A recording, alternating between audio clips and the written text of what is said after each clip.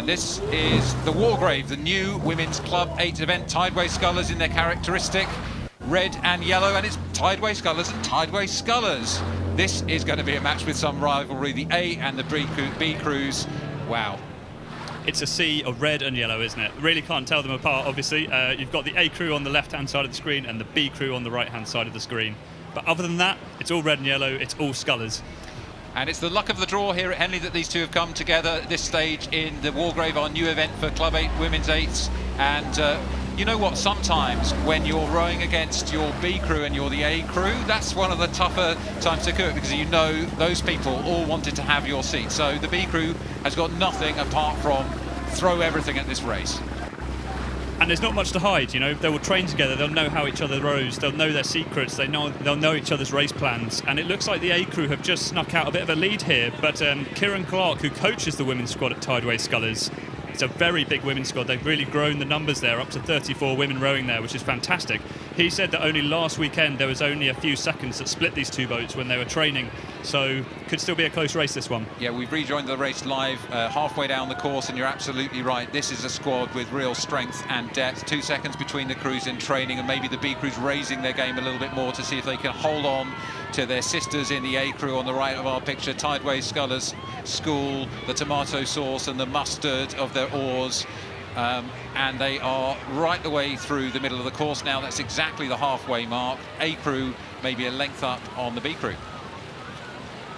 It is a slightly garish colour scheme, but they do own it, don't they? They really own it, and credit to them, and this looks great here. I hope all the Scullers fans are lapping this up, because this is a great show for their club.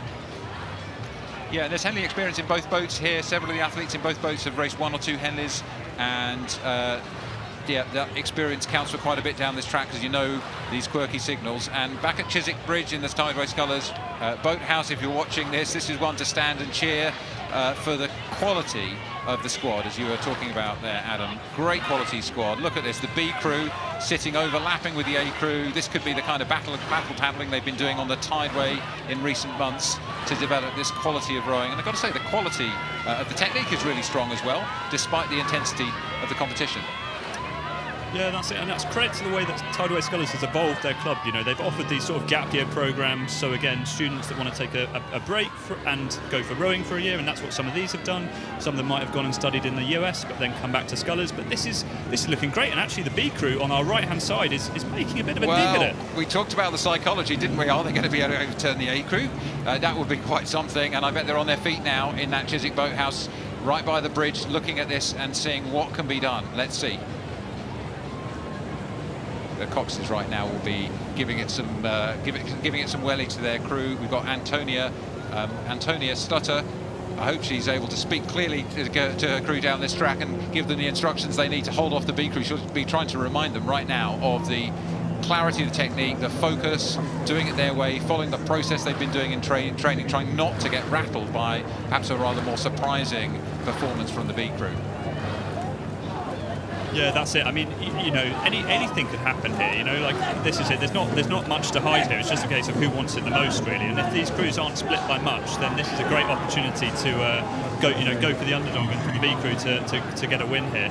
Interestingly, actually, the 2C, the girl in the 2C, Avery Lewis, she's actually made a sort of a conversion or a switch from fencing, which is always great to see when someone has had international success in another sport and then turn their hand at rowing and still, you know, just shows their skill level. You know. Yeah, we've seen throughout the week so far at Henley athletes from open water swimming, fencing, cycling, you name it, but turning their hands to rowing and bringing that athleticism and skill and maybe some of the other training techniques from other sports in here. But it's a really close race here as they come to the enclosures. They're now probably into the last 250 metres of this race. The legs will be burning, the lungs will be burning, and this is the time to hold on to that technique, trust the process, move in sympathy with your crew, and just focus on moving the boat. What a race from Tideway Scullers.